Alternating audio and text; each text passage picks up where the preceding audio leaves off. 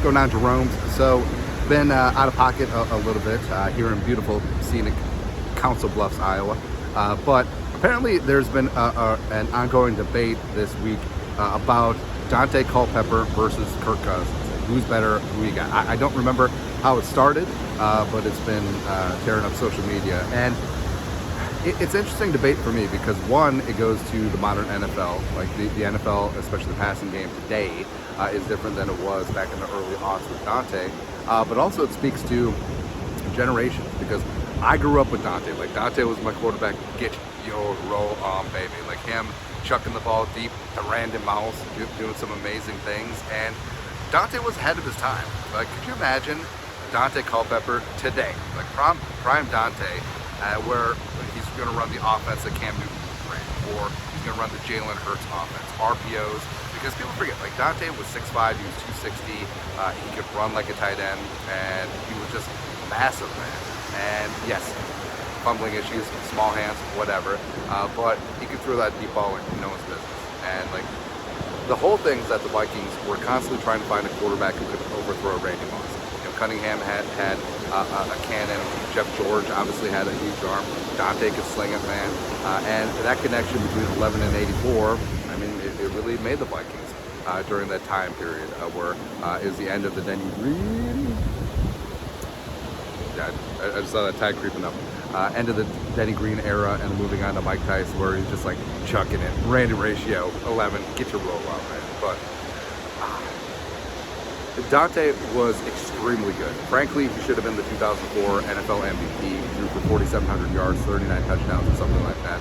Three-time Pro Bowler, but he never got the Vikings to the promised land. He did get them to one NFC title game in 2000, of course the 41 donut game, his first season as a full-time starter.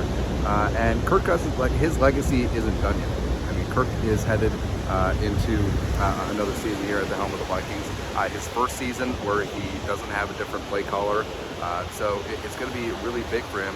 And I do think that things are set up for Kirk to have one of the best seasons of his career. Because I mean, last season was awesome. Kirk Cousins put up huge stats. The Vikings won 13 games, a division title, first time in Kirk's tenure, as well as 8 fourth quarter come from behind game-winning drives that opening. But I mean, this season, you have Jefferson. He's clearly the alpha wide receiver one, offensive player of the year. You got Addison, who's going to come in and add a dimension to the offense. Hawkinson is one of the great receiving tight ends in this game. And the offensive line, if it gets their ish shored up, I mean, there's absolutely no reason why this offense can't be top 5. There's no reason why Kirk Cousins can't be a top 5 quarterback. So I think the debate will rage on. Because Daunte, when he was good, he was really good. But like when Daunte was on, I would say like 03, 04 era, you could easily say that he was a top 5 quarterback. And Kirk, I mean, Kirk has always hovered around that top 7 to 10 area.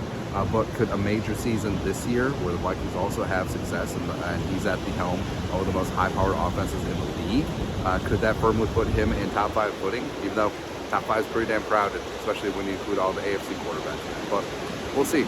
And I think that part of it is Daunte's career here with the Vikings ended very swiftly when he blowed his knee against Carolina, and then he had a bit of an odyssey like with Miami, Detroit.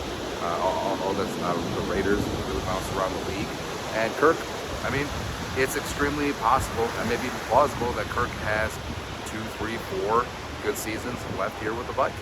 So I think at the end of the day, you have to factor in era, you have to factor in personnel around him at the time. But I think it's relatively close right now. But Kirk has the benefit of having last bats, and he does have an opportunity to really add to his legacy, putting up a monster season, leading the Vikings to the promised land one time. We go from there. But again, for me, it's a lot of nostalgia. Get your roll on, baby. That's right. But yeah, here at Council Bluffs, debate Daunte versus Kirk. Skull, no production.